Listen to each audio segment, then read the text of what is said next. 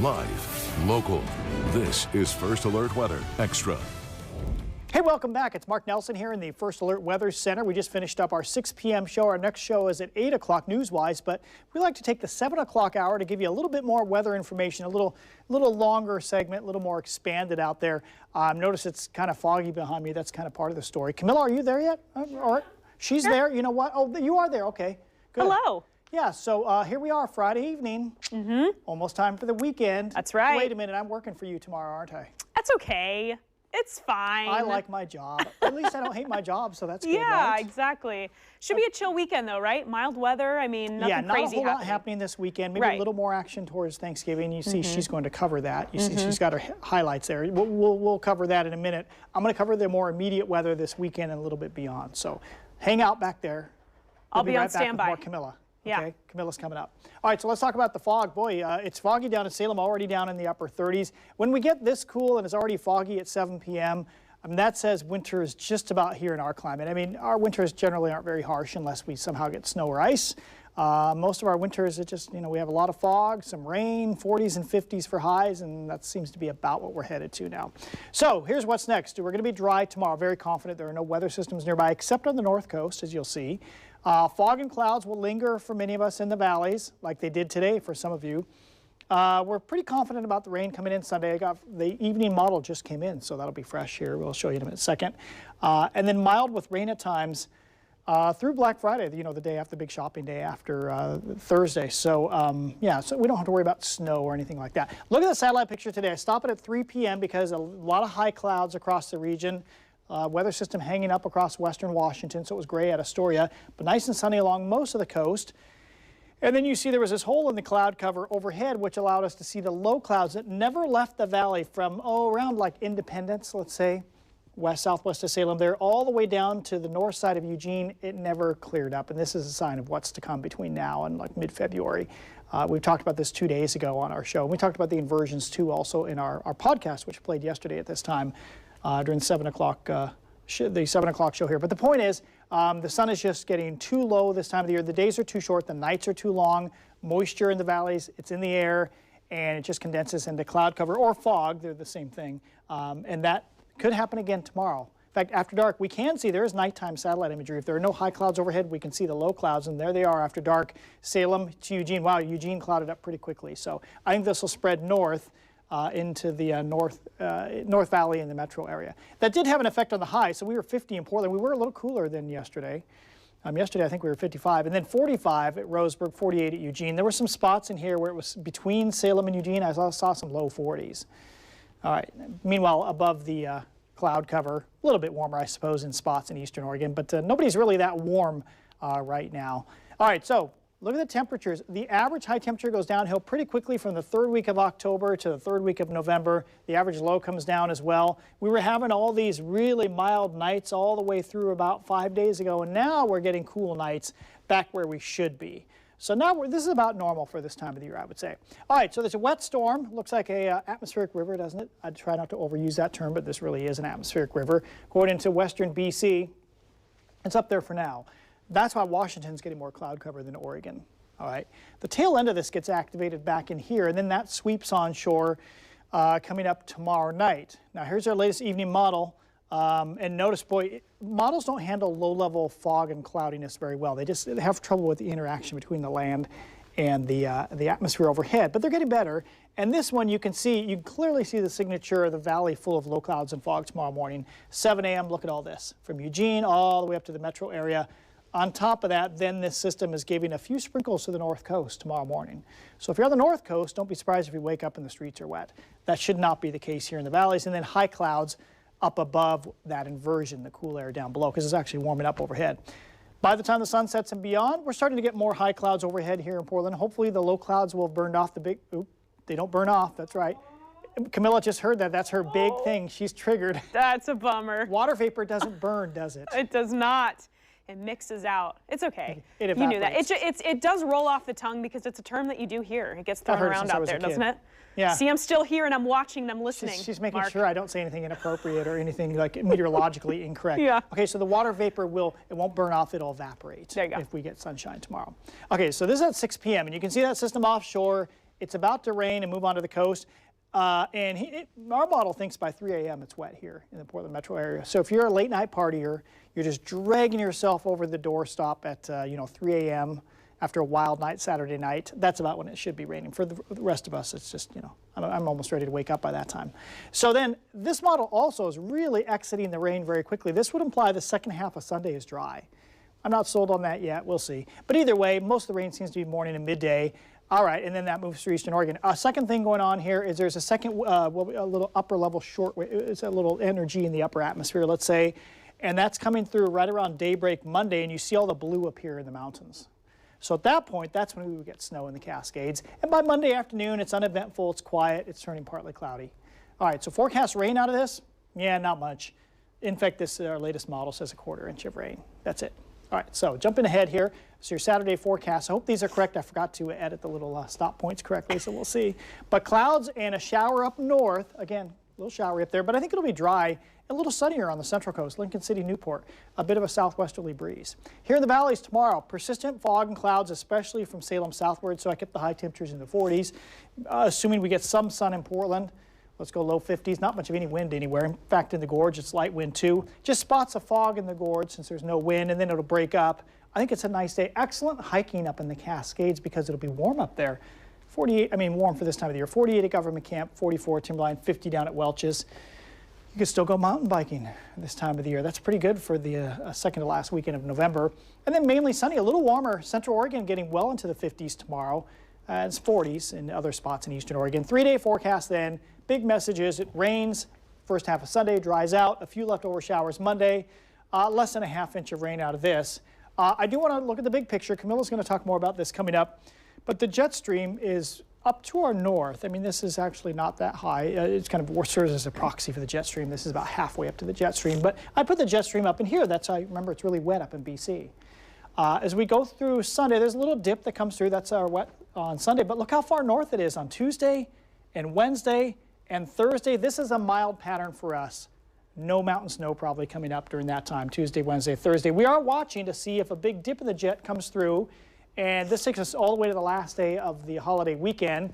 Big area of high pressure still wants to sit out here, redevelop out here. But if it's really close to us, it shuts everything off. We go dry after Friday of the holiday weekend. If it's a little farther west, it allows a little more cold air to come in from the northeast. Camila is going to cover that in more detail. As of now, we think it'll be just a little cooler. So 7-day rain chances, ooh, that's pretty high starting Sunday. I don't see a totally dry day. In fact, here's our 7-day forecast. Other than tomorrow, I should say, I don't see a dry day. And we don't want to forget tomorrow, we've got the big game down in Eugene. Big game. Pete Ferryman, he said he heard this could be the biggest game ever down there. But whoa. I thought he said that like 3 times in the last 2 years. Okay. I don't know. But anyway, dry, calm, and cool down in Eugene, and temperatures in the 40s. All right, so then Monday, let me cover this. Camila's going to talk more about the snow in the Cascades heading towards the next weekend. But just for Sunday night and Monday morning, notice if you're traveling through the pass this Sunday, it's fine. But then maybe an inch or so into Monday. And then again, Thanksgiving Day. Camila, look at this. Warmest day of the 7-day, we think it's going to be Wednesday or Thursday. And Thursday, maybe a little southerly breeze. We could be in the mid-50s. So gets pretty warm in the house when you've got 25 people in there and you got 4 ovens going. That's nobody true. has 4 ovens. Okay, maybe an oven going. That's true. We don't do the whole turkey thing though. We're gonna do empanadas. Keep it very traditional those are gonna be Argentinian, good. right? Where I'm headed, secret location, undisclosed. It's Italian. For safety. Oh, you do Italian food. That's yeah, fun. Pizzas. They're making pizzas where they make the thin crust ones. They take them, you make your own pizza, and then they shove them. So that's super fun. I'd prefer that to turkey as well. But I think we're still getting the Thanksgiving desserts because I want those. Nice. Well, not because, the pies and such. So that's my segue. Thanksgiving. Nice. Go. Here we go. Let's talk about kind of what's happening beyond Thanksgiving. So we're looking at the entire weekend, of course. That's a very popular travel time for folks. You're going to your destination, you have to come home. So let's talk about it. For starters, weather may be uneventful, kind of in general, big picture. We don't see anything stormy, that's for sure. But as you kind of saw in Mark's 7-day forecast, we're starting to lean a little bit wetter. It seems like a wetter pattern. Will be a little bit colder late in the weekend, so that's when we're watching closely, although we're not looking at likely lowland snow, which is good. and that means easy travel. We'll take a closer look at what we think for the passes up in the Cascades after Thanksgiving. So all of that is coming up. All right, so let's get into our weather graphics here. This is our rain forecast. Mark already kind of took you through the short term. So ending Monday here, you can see there's not a ton of rain on the way with that system Sunday into Monday. Pretty light for those of us in the valleys, 1/10 of an inch to maybe 2/10 of an inch. And we'll start adding a little bit more. Wednesday, in fact, is looking like our wettest day of the week. So this takes you through the day Wednesday. So from Monday through Wednesday, we're adding maybe another inch plus in that time. And then we'll just kind of keep adding a little bit more. I had it paused here on Thanksgiving just to show you that even though we are expecting some rain, very, very light. We're talking like maybe 1/10, 2/10 of an inch over the course of the day on Thanksgiving. And then it's just more systems kind of back to back. So we'll continue to add more and more rain totals. By the time we get to, let's see, Saturday evening here, you're looking at maybe 2 to 2.5 inches in the western valleys, and then more significant totals along the coast and of course in the mountains as well. All right, let's talk about this colder air that's coming in after Thanksgiving. So like Mark showed you, that jet stream way to our north through the holiday. So this takes you through, there's Thanksgiving, there's Black Friday, everything's still staying well to our north until the weekend. Saturday, Sunday, we start to see a little bit of colder air dropping south, but actually models have even backed off on how kind of intense this cold air is. So, you know, it depends how far south it goes. It'll likely just be pulled up against the eastern slopes of the Cascades. And if we get enough, there's the color table coming in. I was like, I don't think it backed off that much. But you can see it looks a lot more spotty here.